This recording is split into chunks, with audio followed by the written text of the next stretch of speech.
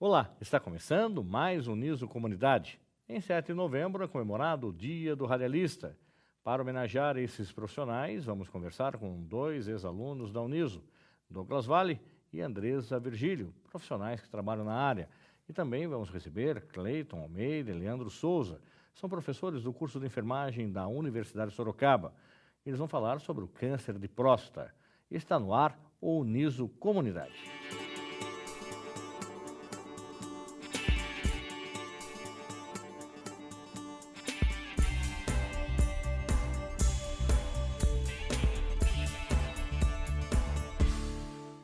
Em 7 de novembro é comemorado o Dia do Radialista e vamos conversar com Douglas Vale e Andresa Virgílio para falarmos dessa profissão e desse profissional.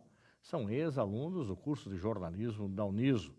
Vamos começar pela Andresa Virgílio, lembrando que de praxe no programa a gente quer saber um pouco mais o perfil do nosso entrevistado.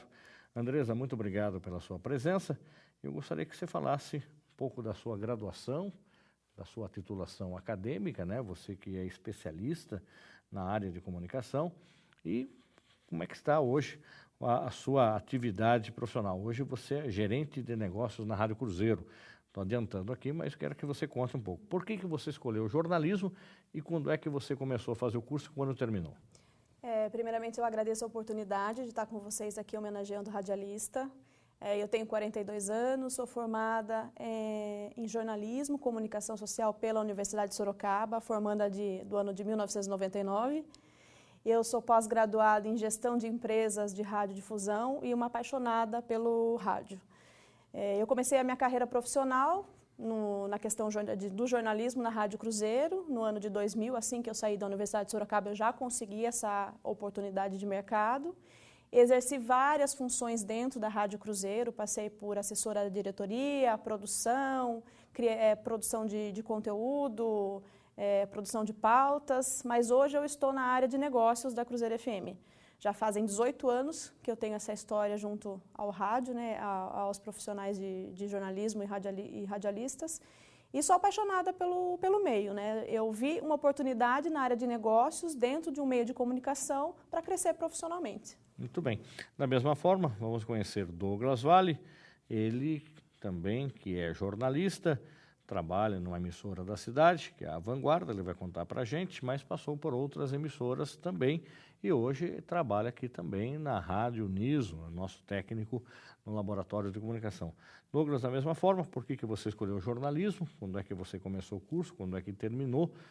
Até existe um hiato aí entre o seu início do curso e o seu término, mas é interessante a gente contar isso, porque de repente as pessoas acham, nossa, é tudo fácil, né? A gente começa e termina o curso numa pancada só, de repente há algumas coisas que acontecem no meio do caminho, mas você não desistiu e terminou o curso de jornalismo. Quando é que você começa o curso de jornalista?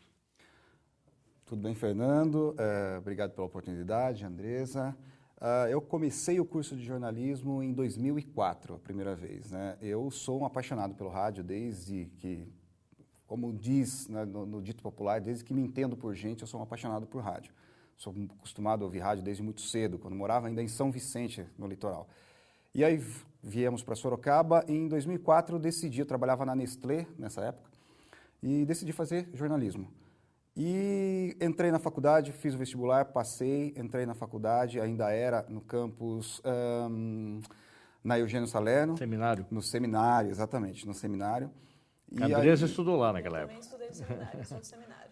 Aí sim, aí é muito bacana. E aí eu já era casado, eu entrei na faculdade, já era casado há 2 anos mais ou menos. Minha esposa ficou grávida e eu fiquei desempregado. E aí eu tive que optar por continuar a faculdade ou começar a acertar as contas, acertar a casa para a chegada do bebê. No final das contas, para ser bem sucinto, o bebê não chegou, a gente teve um problema no meio do caminho e eu tive que parar com o curso. Fiz vestibular outras vezes, passei outras vezes, em outras universidades inclusive, mas eu ficava 2, 3 meses estudando, eu falei, não, eu tenho que voltar a estudar, mas eu tenho que voltar com foco para terminar.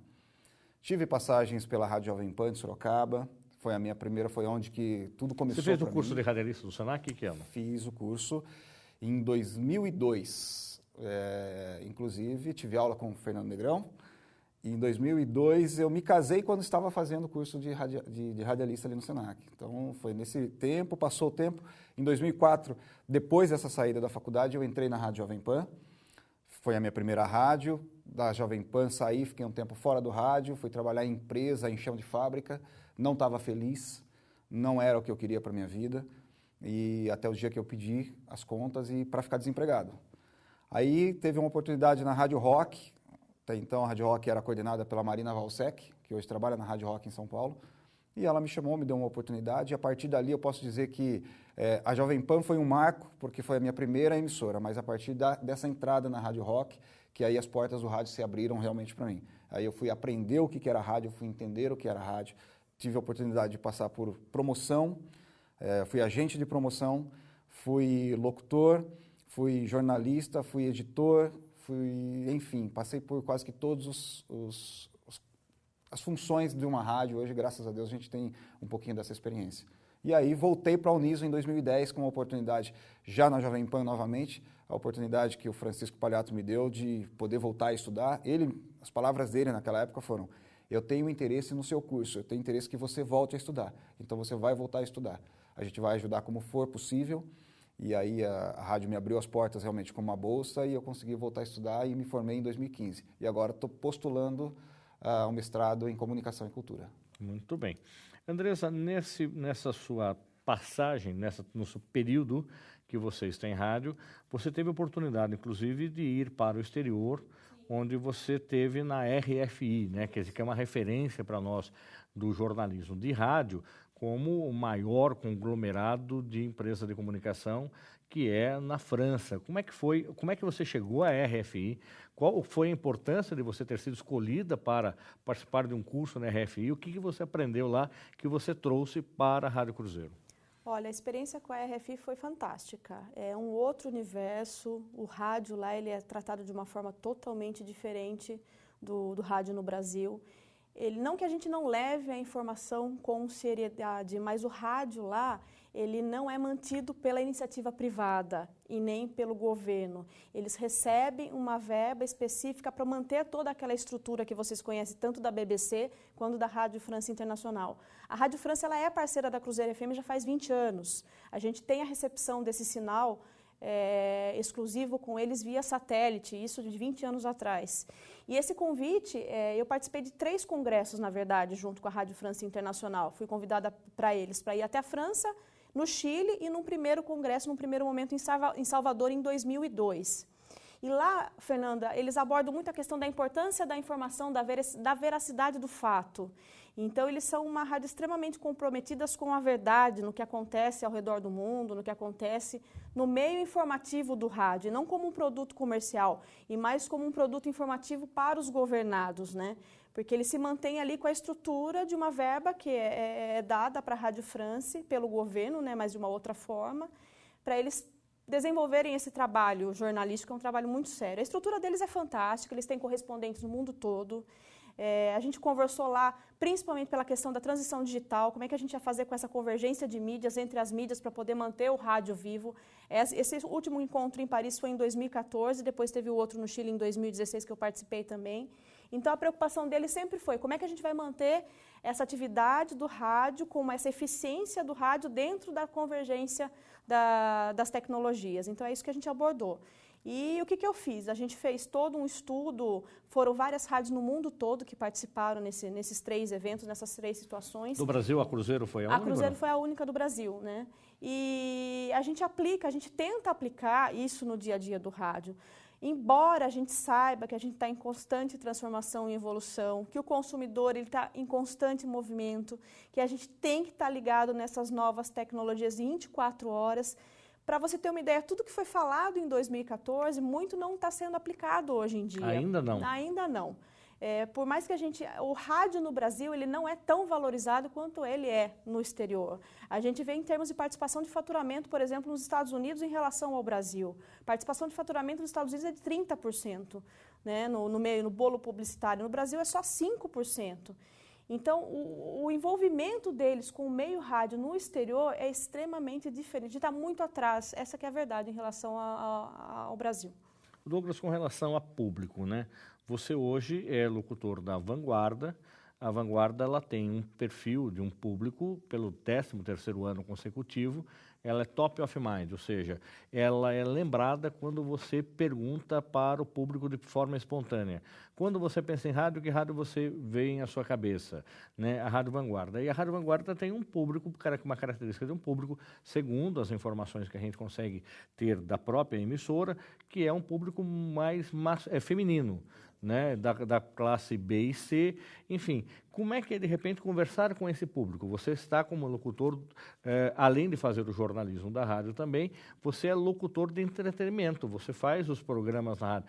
Como é que é essa abordagem para esse público? Como é que se fala para esse público? Tem que se pensar em falar de forma adequada, passar um texto de forma correta, você escreve antes de falar. Hoje a gente teve aula de rádio, né, e os alunos querem já entrar no improviso, né, parece que entrar no improviso é mais fácil do que, de repente, escrever. Como é que é conversar com esse público da rádio hoje? Bom, como você disse, né, a gente pelo 13º ano consecutivo é top of mind, e nessa pesquisa, que é uma pesquisa espontânea, a rádio é uma rádio popular, ela é 100% popular sertaneja. Então, a linguagem, e a gente procura passar isso também, como você disse, tivemos aula de rádio, a gente procura passar isso também para quando os alunos vão gravar, pensar no público que eles querem atingir. Então, o público popular hoje, o sertanejo, não é um público tão difícil de você atingir, de você conversar, porque é o bate-papo do dia a dia, é a conversa do dia a dia. A Vanguarda ainda tem um pouco mais, quer buscar um pouquinho mais, eu não gosto de usar essa palavra, não gosto de usar esse termo, porque eu acho que quando a gente usa, a gente cai um pouquinho daquilo que a gente construiu, mas quer se qualificar um pouquinho mais com esse público. Então, a gente procura, sim, passar uma informação mais clara, com mais tranquilidade, porque a gente está atingindo uma população de classe B, C, e buscando a população A também, mas não queremos também ser popularesco. Não dá para ter uma linguagem mais popularesca. Então, você tem que procurar, sim, falar certinho, ter pausa, a respiração correta, escrever, óbvio. No começo, todo começo de carreira, você precisa estar sempre anotando, e a gente tem tudo que a gente vai falar na Vanguarda, a gente tem um roteiro. Tudo, absolutamente tudo. E aí, obviamente, tem o improviso do locutor. O locutor precisa saber abrir o microfone, como é que ele vai... como é que eu posso dizer? Uma saudação, né? Saudar, exatamente, abrir o seu horário, né, com o seu ouvinte. Então, isso aí é tudo improviso, isso aí é tudo... Mas, muitas vezes, são frases prontas. Frases que a gente já vai falando aí há anos, então vai ficando decorado, mas a maioria, 90% das coisas que a gente fala, na Vanguarda pelo menos, tem um roteiro, e a gente segue o roteiro do jeito que está ali. Falando em público-alvo, Andresa, hoje a Cruzeiro também tem um público-alvo dela, ela é também, segundo a avaliação da própria pesquisa Ibope que nós tivemos recentemente, ela está hoje conceituada como uma rádio adulta, tá, falando para um público classe A, masculino. Como é que é isso? Isso envolve o quê? Na produção do texto do jornalismo, na produção da programação musical, também você busca informação, quem é esse homem, a mulher que ouve a rádio, o que ele quer ouvir. Como é que, de repente, você faz uma programação musical que agregue, que atenda a esse público, né? E também as informações do jornalismo, porque lá na frente você precisa ter o apoiador cultural, a rádio educativa cultural, mas alguém que veja na rádio, olha, vale eu investir, né, dar o apoio cultural para essa emissora, porque eu entendo que vai ter retorno para mim. Fernando, é extremamente importante a pesquisa nesse cenário, tá? A persona, que é o que a gente fala em linguagem de marketing, você tem que conhecer bem quem está ouvindo e consumindo o seu público. Então, quando você faz promoções, você coloca a participação dos ouvintes no ar, a interação com a informação, com o jornalismo, com a grade de programação, isso você já tem um feedback de quem está te ouvindo. As redes sociais, elas contribuem muito com isso também, para você avaliar quem é essa persona que está te consumindo, que está consumindo o teu produto. A partir desse momento, a gente desenvolve na equipe, tanto comercial, quanto artística, quanto a produção, e sempre está trabalhando a linguagem específica para esse público que está sendo consumido. Isso é extremamente importante. Então, quando você conhece quem está te ouvindo, quem está te consumindo, é muito fácil a abordagem comercial para trazer novos patrocinadores e investidores para a rádio. Porque você tem a certeza de que 60% hoje de quem ouve a Cruzeiro é um perfil formador de opinião, homens com perfil aquisitivo um pouco mais alto. A grade de instrução hoje do ouvinte da Cruzeiro, ele também é 60%, 70% também é nível superior. Então, a linguagem com que você coloca as informações, o tipo de informação que você coloca no ar, ele tem que estar alinhado com quem está te consumindo. E a partir do momento que você tem essas informações referentes a essas pesquisas que você faz no seu dia a dia, porque assim, o rádio ele está em constante adaptação. Hoje, a fórmula que eu uso hoje no ar para essa programação ser direcionada, ser focada e atrair resultados e novos investimentos, amanhã pode ser que essa fórmula não seja a mesma, porque o consumidor ele está em constante movimento, essa que é a verdade. Então, você tem que estar sempre com o olhar 360 em cima de todas as plataformas que você está ali no meio rádio, fazendo pesquisa, promoções, eventos e enquetes para poder ver se você realmente está atingindo aquilo que você está preocupado, está falando para o seu investidor, que é o que vai atrair o resultado para o negócio dele. Agora, Douglas, a gente... Pois não. Uma coisa interessante, pegando esse gancho que a Andresa falou, é que a pesquisa no rádio, a gente é acostumado a ouvir sempre, e agora a gente terminou um período eleitoral, a gente ouve falar em pesquisa Datafolha, pesquisa Ibope, pesquisa Ipeso, sim, mas a pesquisa no rádio ela é diária. Exatamente. Ela é a cada instante, a cada momento. Você entrou, você está com um prêmio na programação, durante 60 minutos você está falando daquele prêmio, aquilo já é uma pesquisa. Sim. Aquilo você já tem essa ideia de que qual é o público que você vai atingir. Você está sorteando ali um par de ingressos para ir para um cinema, você já sabe qual o público que você quer atingir. E aí você vai testar esse horário, o horário seguinte, para saber se Exatamente. Você está atingindo esse público que você quer com esse ingresso, ou seja com a camiseta da rádio, ou seja com um kit, ou, enfim, qual é o prêmio. Então essa pesquisa ela acontece diariamente e de hora em hora durante a programação da rádio. Agora eu queria falar com você com relação ao rádio e ao profissional do radialista, né? Que é uma atividade que você exerce todo dia no ar, Douglas. Hoje, escutar música não é mais o perfil do ouvinte de rádio, porque ele tem aplicativos de música, o Spotify, por exemplo, que ele pode escutar a música que ele quer. Se antigamente era o toca-fita, que já era concorrente, depois veio o CD, e hoje o Spotify, então, nem se fala, né, que ele usa no carro, ele usa no celular, enfim. Mas o radialista hoje, ele tem que conversar mais, ele tem que bater papo, ele tem que ser companheiro, ele tem que ser o cara que entretém o ouvinte com informação, ele tem que ter o quê para poder fazer com que ele ligue e fique em uma emissora de rádio e não vá ouvir música num aplicativo? Um pouquinho de tudo isso que você falou. Ele precisa saber se comunicar, ele precisa ter esse direcionamento, esse bom papo com o ouvinte. Como você falou, as plataformas digitais estão aí, e já de muito tempo, não começaram ontem, já de muito tempo. Então a gente costuma dizer nos bastidores do rádio que música é perfumaria, que música é a perfumaria, que vai dar o brilho para a programação. Mas a programação precisa de informação séria, precisa de bom papo, bom conteúdo, boas promoções e precisa de ter bom papo, esse comunicador que está inteirado, que sabe o que está acontecendo. Então ele precisa, no meu caso, hoje eu estou numa rádio popular, ele precisa estar lendo o horóscopo, sim, ele precisa saber como que ele vai passar esse horóscopo para o ouvinte, para quem está em casa, para o público. Os bastidores da novela. Os bastidores da novela, a fofoca da novela, quem beijou quem, que vai ficar com quem. Precisa ter essa informação, precisa buscar essa informação e aí passar com clareza e ter a simpatia. Eu acho que esse conjunto de coisas que leva realmente o ouvinte a ficar na rádio. Obviamente, a Andresa está numa rádio hoje que tem um fundo muito mais jornalístico. Sim. Então, os profissionais que trabalham lá, a gente sabe que eles precisam estar muito mais inteirados com essa situação do jornalismo, da informação em cima da hora, em cima do lance. E isso é importante, saber que você quer atingir o quê? Você quer atingir a dona de casa, que está lá cuidando das crianças, que vai sair para trabalhar no final do dia ou no meio do dia? Ou você quer atingir o empresário ou o estudante que está saindo de casa para ir para a faculdade, para a aula, para a empresa? Essa é a formação, precisa buscar essa formação. Boa comunicação, clareza no que está falando e conhecimento do que está falando. Andresa, não sei se você trabalhou numa época da Cruzeiro, se foi bem no início da sua entrada na rádio, que era um movimento, era uma característica das emissoras do país, que foi a digitalização.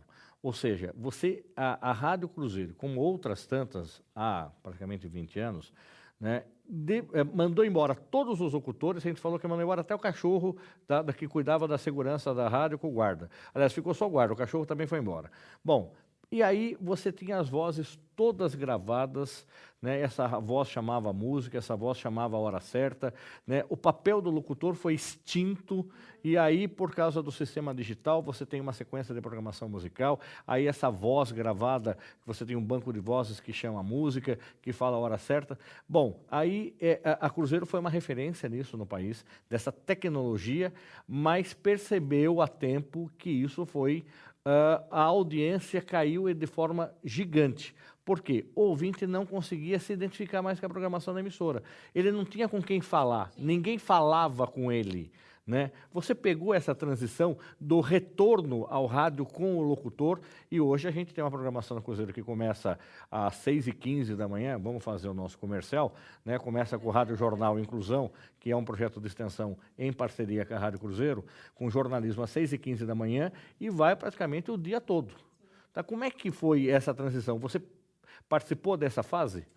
Na verdade, a Cruzeiro ela tem uma característica diferenciada em relação às outras rádios, porque ela é mantida por uma fundação e a cada 2 anos troca-se a diretoria. Então, quando troca-se a diretoria, novos projetos vêm, novos recursos são apresentados, e a tecnologia, em constante evolução, ela acaba gerando aquele oba-oba em relação ao que vai acontecer no futuro. Quando teve essa transição, que a rádio era totalmente digital, robô, como a gente falava, realmente a audiência ela cai. Por quê? Porque tem uma dispersão de informação, de audiência. As pessoas procuram outros veículos para se identificar, para serem abraçadas, e isso é um processo natural. Não deu certo. Não deu certo e nem vai dar certo. E hoje em dia não vai dar certo de jeito nenhum. Esse que passado 20 anos... Exatamente. Tá. Mas não é essa fórmula. A tecnologia ela tem que ser aplicada de uma forma consciente. O rádio ele é muito eficiente. A informação ela tem que ser tratada com a verdade. Quando isso acontece, há uma certa afinidade de quem está ouvindo com aquele produto que você está entregando. Deixa eu comentar aqui. Quando você fala que a informação tem que ser feita de forma que você dá confiança, eu lembro que eu não sabia disso quando vim para Sorocaba há 22 anos, há 23 anos. E aconteceu de um acidente muito sério e a rádio estava com o jornal no ar. Sim. A Rádio Cruzeiro estava com o jornal no ar. Eu liguei na rádio. Viu, para avisar, olha, tem um acidente grave aqui na Avenida São Paulo, parou a cidade com esse acidente e o jornal no ar. Aí o porteiro falou para mim, viu, moço, o jornal é gravado. Eu falei, mas não tem ninguém. Aí ele falou, não, só estou eu. Mas o repórter falou agora, não, mas é gravado. Quer dizer que isso também... Não, exatamente, é o que eu te falei. A gente foi testando essas novas tecnologias para enxugar custos, eu acho que foi esse o processo há 20 natural, anos, 22 anos atrás. Até porque o rádio, hoje, ele é responsável pelo aumento de receita em relação às outras mídias. De 2016 para 2017, a gente teve um crescimento de 24% em relação ao fatia, o bolo publicitário, só que ele ainda não é tão valorizado quanto ele merecia ser. Isso eu acho que a gente peca muito em relação às rádios do exterior, por exemplo, como eu já tinha citado anteriormente. E não adianta, o rádio, ele é emoção, então eu quero ouvir a voz, é instantaneidade, agilidade, é o fato, é o factual, é o que está acontecendo naquele momento. Exatamente, né? A questão da regionalização ela é extremamente importante. Embora a portabilidade ela leve o rádio para todos os canais, ela amplie essa área de cobertura que a gente tem hoje, porque o rádio ele está na internet, ele está em todas as plataformas, então quem ouve hoje a Cruzeiro não precisa necessariamente ser da região da minha área de cobertura, que é a metropolitana. Eu posso ouvir a Cruzeiro em outros lugares, mas essa identidade que a gente cria, essa troca que a gente tem com o ouvinte, só é possível se for ao vivo. Muito bem. Douglas, para a gente encerrar, o futuro do rádio. Tá? Mataram o rádio quando veio a televisão, mataram a televisão quando veio a internet, e aí o rádio está aí, vive forte, está na web. Hoje você está fazendo rádio web também aqui na Uniso. Qual é o futuro do rádio? O futuro do rádio é uma boa pergunta. Há mais ou menos 5 anos, eu participei de um evento aqui na Uniso, ainda estudante, inclusive, de uma palestra e eu fui um dos entrevistados nessa palestra. E uma das perguntas que veio da plateia foi exatamente isso, essa. Qual é o futuro do rádio? Essa é a pergunta de $1 milhão. Essa é a pergunta de $1 milhão. Ninguém sabe a resposta. Ninguém sabe a resposta. Eu vou usar, parafrasear um dos nossos grandes mestres do rádio, José Desidério, que ele fala que ele vai transmitir o fim do mundo, que o rádio vai ser o veículo que vai apagar as luzes. E é uma coisa, é o que eu creio, é o que eu acredito realmente. Eu acho que assim, nós temos aí a convergência de mídias, o rádio hoje está ganhando imagem, prova disso, a Rádio Jovem Pan, em São Paulo, transmite todo o seu jornal por imagem, também, além do dial, está nos canais do YouTube e as redes sociais e tudo mais. E está ganhando imagem, está ganhando cada vez mais notoriedade. Eu acho que a TV está começando a perder um pouquinho isso e está ganhando, o rádio está começando a voltar a crescer um pouquinho mais. O rádio está na internet, como a Andressa disse, você pode estar nos Estados Unidos, no Japão, você pode estar ouvindo a programação da sua rádio preferida em Sorocaba. Então, eu não acredito que o rádio vá acabar, vá terminar. Como disse, eu vou reforçar. Como disse o José Desidério, eu acredito que o rádio vai apagar as luzes. Eu acho que o futuro do rádio é seguir em frente, desde que tenha qualidade, pense no seu ouvinte. O radiodifusor, o radialista precisa pensar no seu ouvinte com muito carinho. O ouvinte busca isso. O rádio é regional. Redes de rádio começam a virar rádio robô. Sim. O ouvinte não tem o contato com o seu locutor, não tem o contato com a produção, e isso aí realmente entristece um pouco. O ouvinte vai deixando um pouquinho de lado. Muito bem. Douglas, quem quiser conversar com você, saber um pouco mais sobre o rádio, saber dessa sua experiência, bater um papo com você, a gente sempre pede para deixar um e-mail institucional. Queria que você deixasse o e-mail da Uniso aqui, então, para quem quiser bater um papo com você. douglas.santos@uniso.br douglas.santos@uniso.br e tem as redes sociais também. As pessoas costumam dizer, né, que rede social é Twitter, Instagram, Facebook. Não, rede social é isso que a gente está fazendo aqui, a gente está conversando, isso é uma rede social. Mas tem as mídias sociais lá que também pode conversar. Andressa, da mesma forma, para a gente encerrar, o rádio digital, quando é que ele vai emplacar? Se fala em, de repente, aumentar a banda de FM, começar lá na banda dos 86, 87, esticar essa banda, usar aquele espaço que as TVs usavam antigamente. Para isso vai ter que se trocar o aparelho receptor de rádio. Como é que está hoje no mercado, você lá na Cruzeiro, na gerência da rádio, como é que você tem visto isso, participar do congresso, acabou de fazer agora sua pós-graduação em rádio, como é que isso vai emplacar quando ou não vai emplacar também? Fernando, o investimento é muito alto. Tá, eu vou ser bem sincera da com mesma você. forma que foi a televisão, virar digital? É muito alto. É um processo de na minha opinião, é um processo de 20, 30 anos. Você vai ter os rádios inteligentes, como já existem nos Estados Unidos, que fazem a captação através do sinal digital, mas a parte terrestre ainda vai ser muito forte. Por conta, o rádio, a portabilidade do rádio ela é muito importante, mas a questão digital ela está um pouquinho longe ainda por conta de investimento. Não vai ser fácil você trocar receptor, você trocar uma torre, um transmissor, embora a Cruzeiro já tenha hoje um transmissor que ele já está adaptável, mas o problema são os receptores, não é só a estrutura, né? Exatamente. E aí, a que ponto você vai querer investir em um receptor digital para poder ter um sinal de rádio dentro da sua casa, se você já tem a portabilidade do rádio através da internet, através de celular, através de aplicativo, através do seu computador, enfim. Então, é um processo que vai demandar muito investimento por parte de quem também vai querer consumir essa rádio digital. A própria Apple hoje já disponibilizou um aplicativo. O iPhone é um aparelho que você não consegue. Se não baixar o aplicativo, você não consegue ouvir rádio.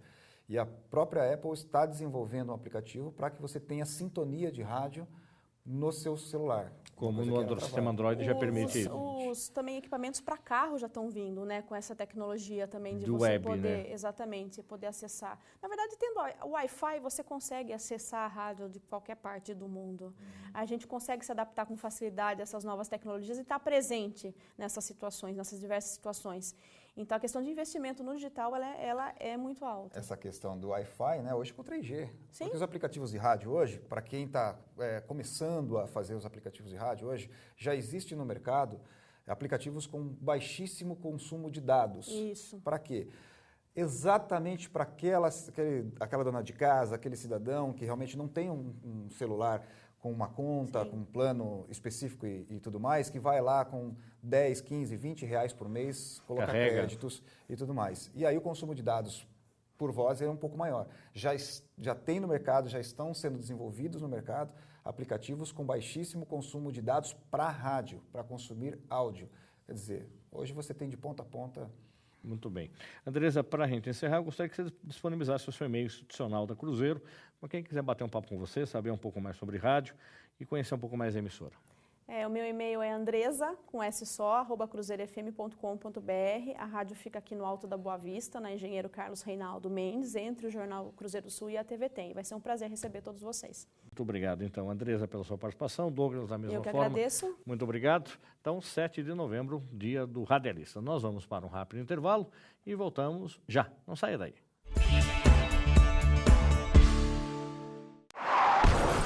A cada 1000 atropelamentos, apenas 9 saem ilesos. É na faixa que o respeito pede passagem. Pedestre, sinalize com o braço estendido a intenção de atravessar na faixa. Condutor, freie para que o pedestre passe com segurança na faixa. Use o pisca-alerta para avisar o veículo de trás da sua intenção de parar para o pedestre. Com atitudes simples, fazemos um trânsito melhor.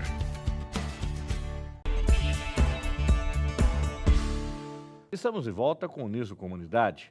Novembro Azul é uma campanha de conscientização com o principal objetivo de alertar a sociedade sobre a importância da prevenção ao câncer de próstata.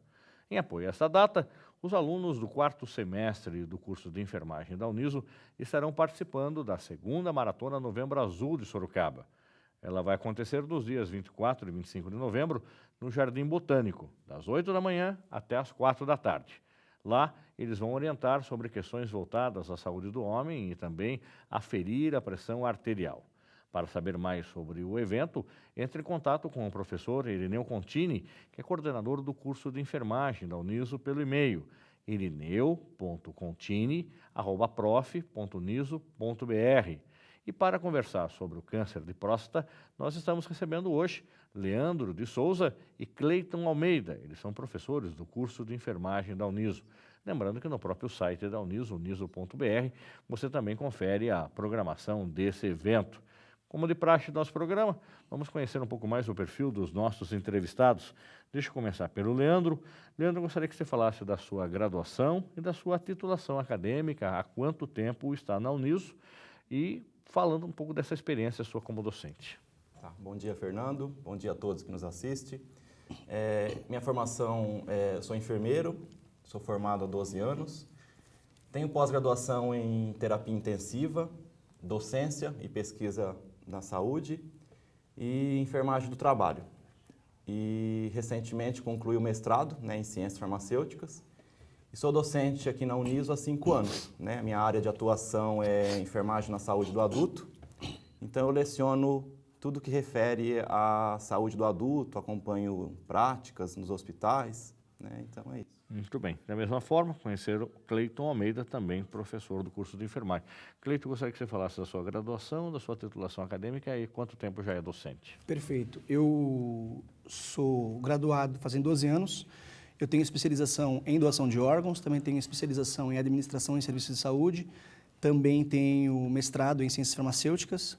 Tive 2 períodos na Uniso como professor, um período de 4 anos e recente agora um período de 3 meses que está se retomando. O senhor voltou agora 3 meses? Sim, voltei agora 3 meses, tive um período de 4 anos e retornei fazendo 3 meses aqui para a Uniso. Muito bem. O Cleiton, o Leandro, uma pergunta que os alunos com certeza devem perguntar para o senhor. Além de dar aula, o senhor trabalha?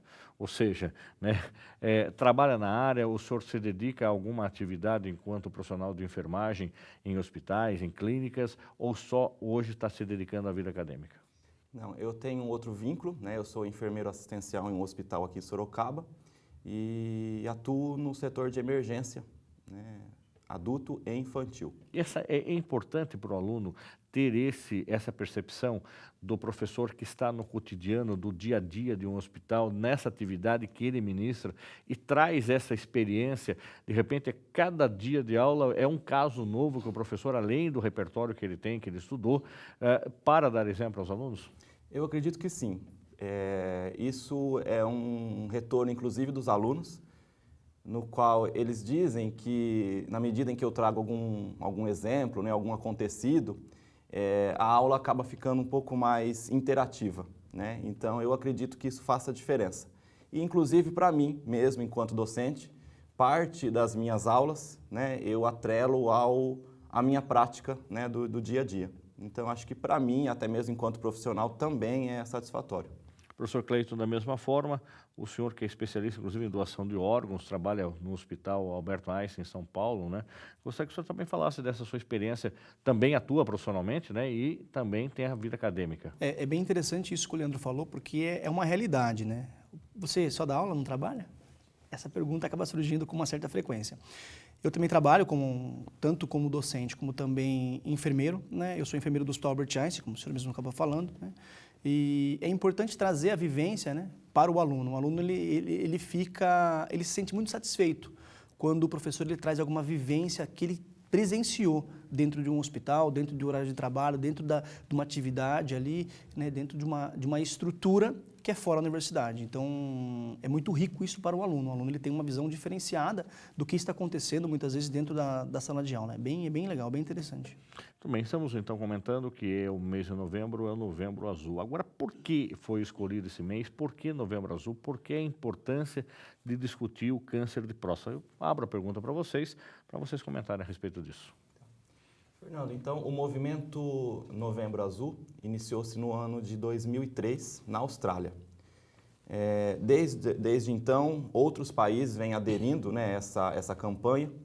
No Brasil, essa campanha chegou em 2008. E o porquê novembro? Porque no dia 17 de novembro, a gente comemora o Dia Mundial de Combate ao Câncer de Próstata. Então, uniu-se a essa data ao mês. E o objetivo dessa campanha é o quê? É conscientizar, né, toda a população do mundo em relação à importância, né, da prevenção ao câncer de próstata, até mesmo ao tratamento. Então, acho que isso, atualmente, 20 países já estão inseridos nesse contexto. Então, praticamente, a gente tem aí uma grande demanda, né, de países envolvidos nessa conscientização.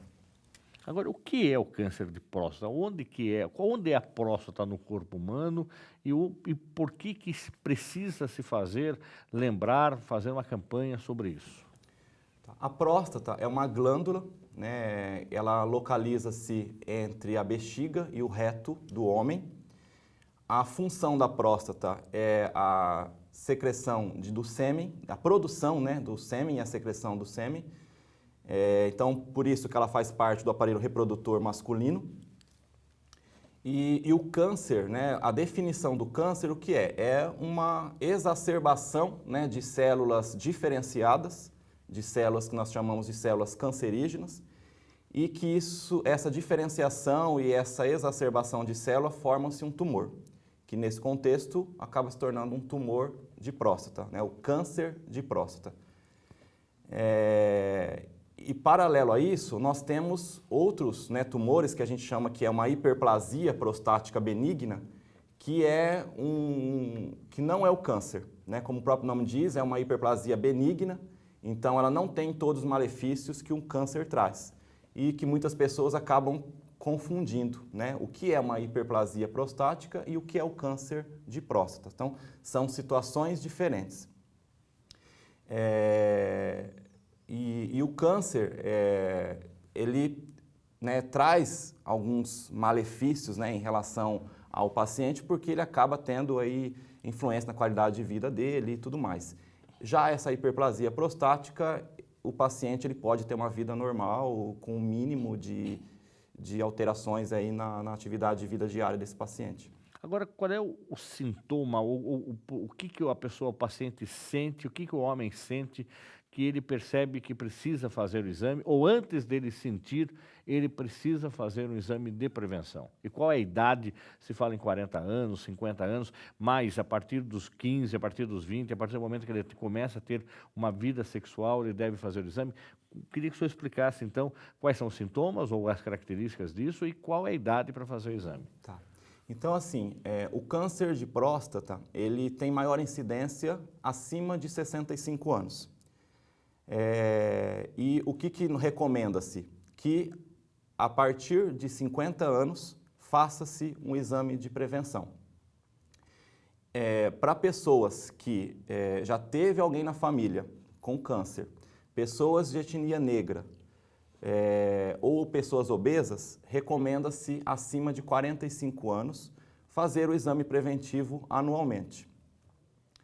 É importante, né, esse exame preventivo exatamente para que a gente possa identificar precocemente uma possível alteração e, consequentemente, o tratamento acaba ficando mais efetivo. Porque quanto mais recente é diagnosticado, melhor o tratamento e a evolução desses casos.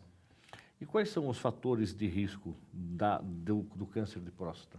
Tá, então, o primeiro fator de risco é a idade. Tá? Então, a idade é o que sobressai em relação a todos os fatores de risco. A partir de 65 anos? Exatamente. Logo em seguida, a hereditariedade, né? Como eu falei, a questão da raça negra. Também eles são mais propensos a desenvolver o câncer de próstata. A obesidade, tá? Pessoas sedentárias, né? Pessoas que acabam não tendo uma alimentação adequada, também acaba se tornando um fator de risco. E com relação às células tumorais crescerem, o que faz essas células tumorais crescerem e, consequentemente, gerar o câncer? Então, na verdade, não existe nada que comprove exatamente qual é o real motivo dessa diferenciação celular. A gente sabe que existem os fatores de risco, né, que isso corresponde, né, a essa alteração, a essa mutação celular, mas ainda nós não sabemos definir qual o real motivo dessa alteração, dessa mutação celular que faz com que essas células se tornem cancerígenas. Existem as questões de prevenção, né, de uma forma geral, como eu disse, atividade física, um controle de uma alimentação, controle do peso. Isso favorece, né, esses fatores, mas a gente não consegue definir exatamente que vai ser por conta desses motivos que a pessoa não vai adquirir o câncer. Então, são aí as formas de prevenção, né? Então, a gente percebe que a vida sedentária, a obesidade, uma alimentação inadequada, tudo isso pode ajudar a produzir, a criar esse aumento da glândula e, consequentemente, gerar o câncer de próstata. Então, existe um momento da vida do homem que ele começa a ter que se preocupar em ter uma alimentação mais saudável, fazer exercício, ou isso é eterno e não deixar na casa dos 45, 50 anos? Tá, isso é cultural, né? Então, o ideal seria, desde que o homem é homem, ele já se preocupar, né, com essa questão da saúde, com essa questão da prática da atividade, essa questão do controle do peso, é realmente cuidar-se da saúde, né, de uma forma geral. Falando um pouco dessa questão do homem, né, o homem por si só, ele já existe uma certa resistência, né, em procura da saúde, né? Então, a gente tem relatos que nós temos muito mais mulheres em busca de saúde, né, em busca de alguma consulta médica, né, ou até mesmo nas prevenções, e o homem, nós temos uma baixa adesão. Então, a Sociedade Brasileira de Urologia traz que 51% dos homens somente faz o controle urológico adequadamente, né? Então, nós temos aí 49% de uma classe que não procura o médico. Então, isso eu acredito que é cultural, né? Então, é isso que a gente precisa, desde sempre, desde o jovem, já começar a trabalhar essa ideia do paciente procurar, né, e ir atrás, até mesmo na questão da prevenção. Aí, falando em cultural, eu acredito que seja uma dificuldade enorme para o homem fazer o exame de toque. Isso já gera preconceito, gera tabu. Agora, mas por que precisa fazer o exame de toque? Não existe uma outra possibilidade de se detectar algum problema dentro da próstata através de um exame de sangue, através de um exame de imagem? Por que o exame de toque e, consequentemente, por que ainda existe esse tabu? Tá, então, assim, o exame de toque é um exame tradicional, né? ele é muito antigo e utiliza-se muito na prática. Neste momento, ele ainda é insubstituível. Nós temos aí outros tipos de exames, né, complementares, mas o exame de toque, ele tem a sua fundamental importância, porque é através deste exame que o médico ele consegue avaliar o tamanho, espessura, se existe algum tipo de nódulo na próstata. Então, isso eu não consigo em exames de laboratório, eu não consigo em exames de imagem. Então, por isso que acaba se tornando um exame fundamental. Nós temos outros tipos de exames que complementam, né, o diagnóstico médico, mas o exame de toque retal ele ainda é insubstituível. E é exatamente por conta dessa questão que a gente tem, né, esse preconceito, né, dos homens em relação a esse exame, até mesmo por conta da circunstância. Então, culturalmente, também a gente enfrenta, né, essa dificuldade em relação à adesão à prevenção. Por quê? Porque certamente o homem sabe que ele indo ao urologista, muito provavelmente ele vai ser submetido a esse exame.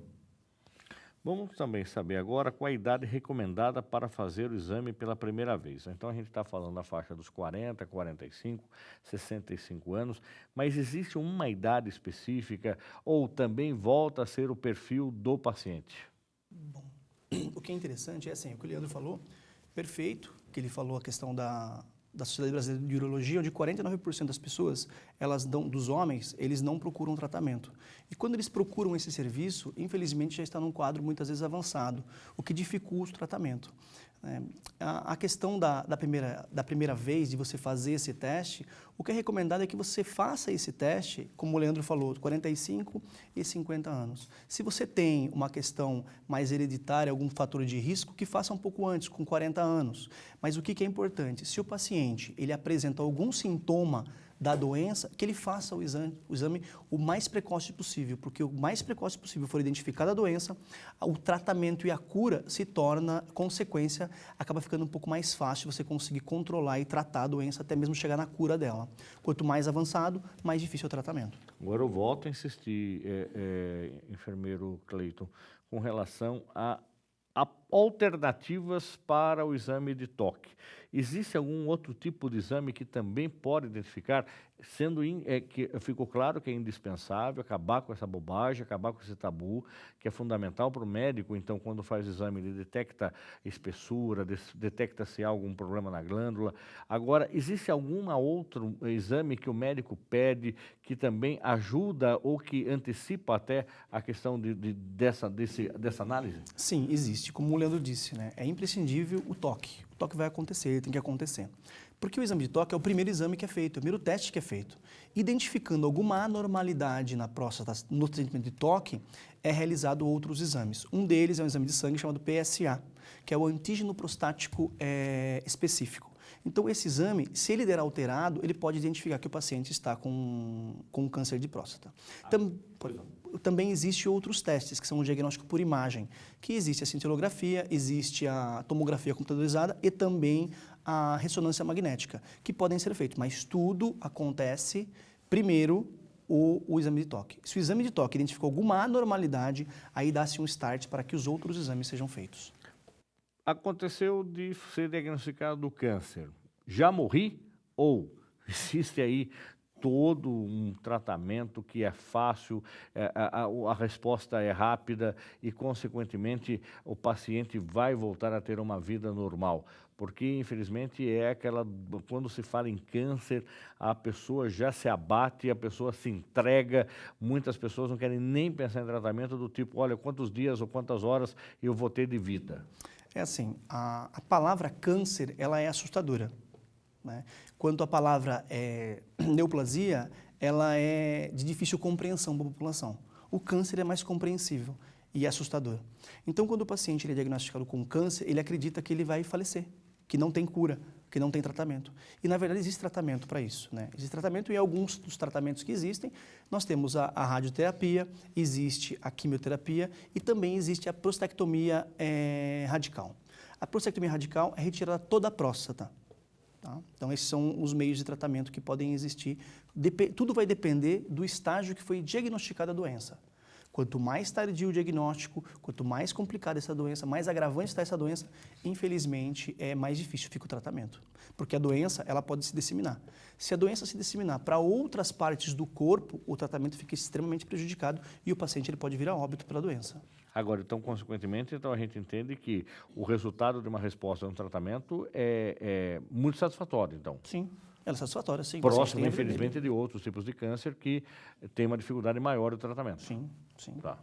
Tudo depende do diagnóstico da doença. Quando o paciente ele buscou esse cuidado, buscou essa atenção à saúde dele. Agora, com relação aos ditos efeitos colaterais no tratamento do câncer de próstata, acontece? Acontece, sim, acontece. Acontece, por exemplo, uma preocupação muito séria que é com relação à impotência? Sim, ela pode acontecer. Porque nós temos que pensar, nós temos a próstata, como o Leandro falou, só a localização, e ao lado nós temos os nervos que eles são responsáveis pela ereção. Então, quanto mais aumentada essa próstata, ou dependendo da sua ação em volta desses nervos, ela pode prejudicar, sim, a questão da ereção e o paciente ele pode apresentar uma impotência sexual. E durante o tratamento, não somente da prostatectomia radical, o tratamento de quimioterapia, o tratamento de radioterapia, o paciente ele pode apresentar alguns efeitos colaterais a esse treinamento, que ele pode ter disfunções intestinais, ele pode apresentar também disfunções urinárias, ele pode apresentar impotência sexual durante o tratamento, dependendo do processo, ele pode voltar a ter a sua função erétil normal, ou com o tempo, ou, infelizmente, ele perder toda a função erétil. Com relação à impotência sexual, em algum momento o paciente, o homem, ele pode perceber que ele está tendo alguma dificuldade de ereção e, consequentemente, ele associar a algum problema na próstata? Sim, é importante. Que antecede ao Sem câncer dúvida. de próstata. Ele pode ser um indicador para ele procurar um médico? Sem dúvida, é importante ele procurar um serviço de saúde, procurar um médico urologista para fazer todos os testes possíveis e deixar o tabu de lado do exame do toque, procurar o serviço e fazer esse exame de toque, que é de extrema importância para a saúde do homem. Uma vez curado, há possibilidade de se voltar a ter a doença? O que nós temos que pensar, né, da cura da doença? Quando a gente busca a cura da doença, a gente busca eliminar a doença. Isso seria a cura. Mas eliminar a doença é possível, desde que não esteja disseminado esse câncer no corpo do paciente. Porque se o paciente ele tem um foco, está localizado na próstata, uma prostatectomia radical ela acaba resolvendo, onde você retira a próstata do paciente, junto muitas vezes acaba vindo esses nervos e o paciente pode apresentar impotência sexual imediata após a cirurgia. Ele pode apresentar impotência sexual que pode voltar a ter uma função erétil com o tempo. Hoje no Brasil, o câncer de pele, o câncer de próstata são os cânceres que têm maior incidência na população? Isso, o câncer de próstata ele só perde para o câncer de pele. Então, isso mostra o que o Leandro lhe disse. Né? 49% dos homens, eles não buscam, no Brasil, gente, ele não busca um atendimento, uma saúde, não demonstra uma preocupação para a sua saúde, né? Fazendo todos os atendimentos possíveis, visitando o urologista com frequência, porque isso que é importante, deixar de lado o tabu, porque não, a mulher ela se cuida mais, o homem tem o tabu e o preconceito que ele não vai no médico para fazer os testes, para fazer todos os exames necessários para identificar se ele tem ou não alguma doença, alguma patologia relacionada à próstata. Principalmente com a questão do tabu e do preconceito do toque. Professor Cleiton, eu gostaria que o senhor disponibilizasse um e-mail de contato, como de praxe no programa, para a gente encerrar a entrevista. De repente, para alguém que queira conversar com o senhor a respeito desse assunto, ou queira saber um pouco mais sobre enfermagem, o senhor que é um especialista, inclusive, em outras áreas da enfermagem, como é que faz para entrar em contato? Vamos lá. Meu e-mail é o e-mail da Uniso, né? É Cleiton com AY, é clayton.almeida@profuniso.br. Muito bem. Da mesma forma, professor Leandro, como é que faz para entrar em contato com o senhor? Qual é a forma mais fácil? Nesse mês de novembro, o curso de enfermagem vai estar nas ruas, aí, como a gente disse, no Jardim Botânico, tá, para fazer uma campanha, mas estará também à disposição da população, se o senhor tem um e-mail de contato também para colocar. Com certeza, Fernando. É leandro.souza@prof.uniso.br. Obrigado, professor, e sucesso na atividade que os senhores desenvolvem, e a gente está com o canal aberto aqui para vocês. Obrigado. Obrigado pela oportunidade. Obrigado pela oportunidade. O programa Uniso Comunidade fica por aqui. Para entrar em contato com a nossa produção, basta acessar o Facebook, Uniso Comunidade. Caso você queira rever este e outros programas, acesse o nosso canal lá no YouTube, a TV Uniso. Até o próximo programa. Até lá!